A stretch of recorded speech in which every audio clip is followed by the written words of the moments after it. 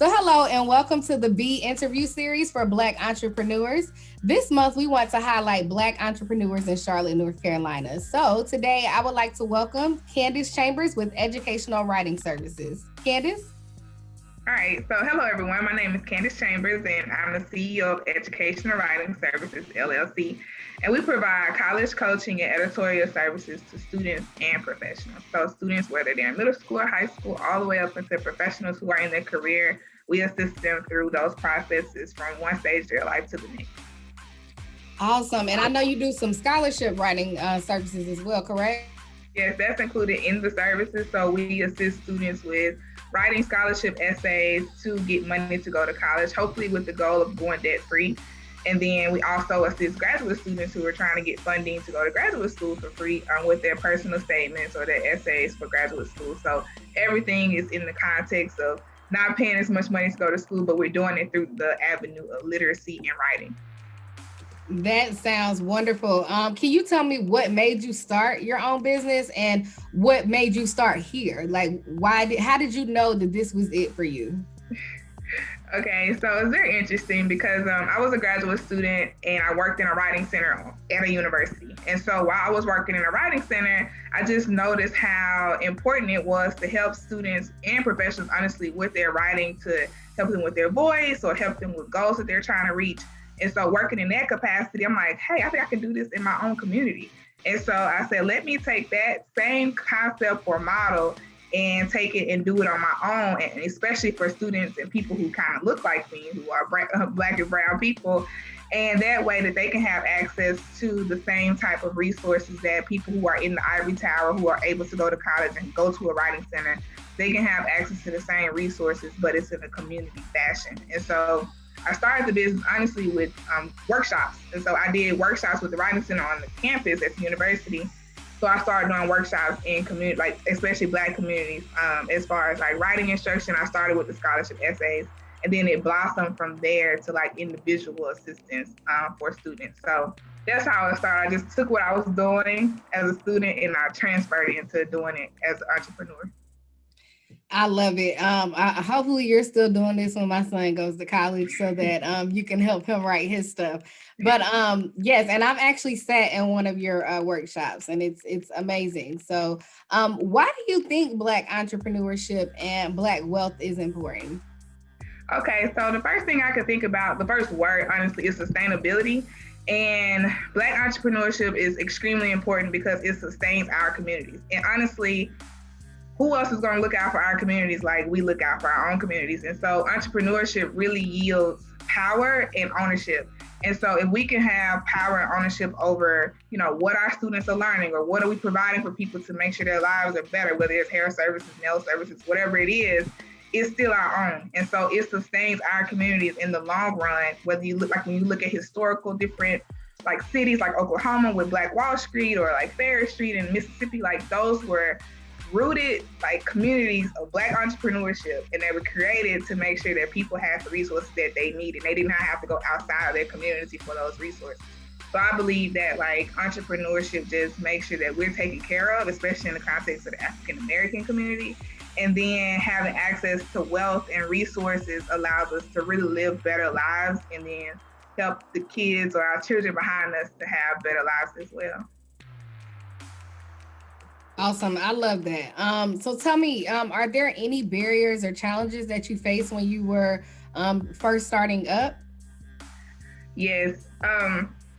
One of the main barriers was the access to information. So I didn't have anybody in my family that was an entrepreneur, and just knowing like what that even means, like that was just really a foreign concept. So in my family, it was more so, you get a job, you get your benefits, and you live a nice life, which is nothing wrong with that. But that's, where I come from. And so trying to chart my own path was very hard. And I started young. I was like 24. And so trying to understand like what does entrepreneurship even mean was very, very hard. And having access to people who were doing not only entrepreneurs, but in the educational space, that was also a bit hard to find, like African American people who were doing similar things that I wanted to do.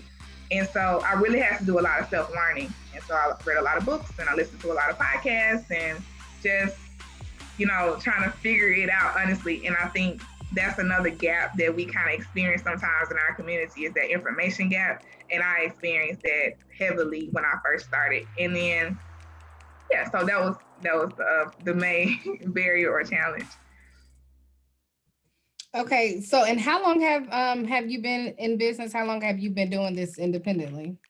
Okay, so I started in 2017, and I started the last semester of my master's program. I was like, okay, I think this is something I want to do. I didn't do it like full time then, but I started it in 2017. All right, awesome. So what is your key to success? Okay, so my key to success is honestly my why and my motivation, and then it fuels my consistency. So I'll break that down. So with my why, it's more so like the students that I want to help, and then also, of course, the professionals that I want to help. But the students who need money to attend school, or the students who don't know how to even go to college, like we can just start there. Like those are the kids that are honestly my why.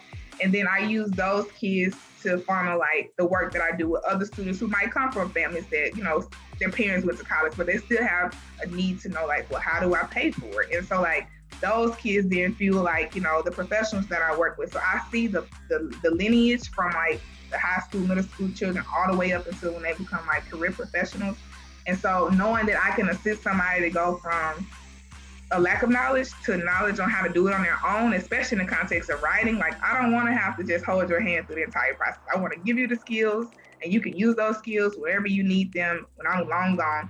And so that's my why. And so when I use my why, it fuels my consistency. And so some days I don't want to do anything. Like, I'm just tired. But thinking about those kids and thinking about like, okay, if I could teach a student how to structure their essay to make sure it's, creative and captivating, I've done my job. And using that to say, okay, Candace, get out of the bed and you got to do it again. And so that keeps me consistent. And that's really the key to success, consistency and knowing your why. I love that. I love that.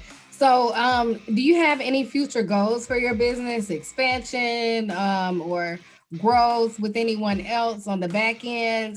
Do you have any future goals? Yes, I do have goals for my business. First, I would like to expand my college coaching program to reach more students and especially their parents. And that's one big audience that I'm really finding out is parents really need the information.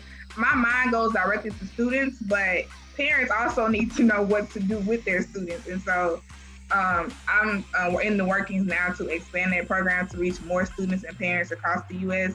And then with my editorial services, I'm working to expand those as well by doing workshops. So I'm going to get more into like workshops, whereas people can just register for them online and then come like just a general audience, whereas I don't have to be like in person. But I also want to like partner more with different nonprofits and things of that nature to reach kids that I might not be able to reach like on an individual level, but in a group setting. And so eventually I want a storefront. I've always wanted a storefront where people can just come in, get help with their writing, or kids can come in and get help with their scholarship essays or their applications. And it's just like I always think about like an Office Depot or a tutoring center put together, and they can come in and get assistance with these resources. So it's like the writing center when we started, I want to expand that into the community, but it just has a different outing. So it's more so for like admissions to college or like, in graduate school. So that's the goal, but it's layered. So I'll be doing this for a few years from now. I love it. And I can't wait for that to happen. I think it'll be super successful, and it's definitely something that's needed in our community. Well, I want to wrap up today. Do you have any advice for anyone trying to break into entrepreneurship?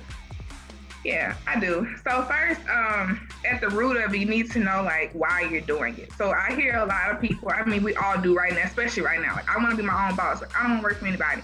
And, it's nothing wrong with working for anybody. Like, that's fine. But at the same time, if you want to be an entrepreneur, you need to know why you want to do it. It should be bigger than the money, because you can get money from anywhere. And you're going to need like why you're doing it. And then also just, like, what is your larger purpose for doing it? Like, is it your passion? And I think that's really important. That's number one. Number two is to seek out resources, like read books, listen to podcasts, talk to people who are doing businesses that they don't necessarily have to be African American. They could be of other races, but you just need something to fuel your business. But I will say it's really good to talk to other African American entrepreneurs, because they have experienced some of the same challenges that you're probably experiencing It's just the reality of the situation.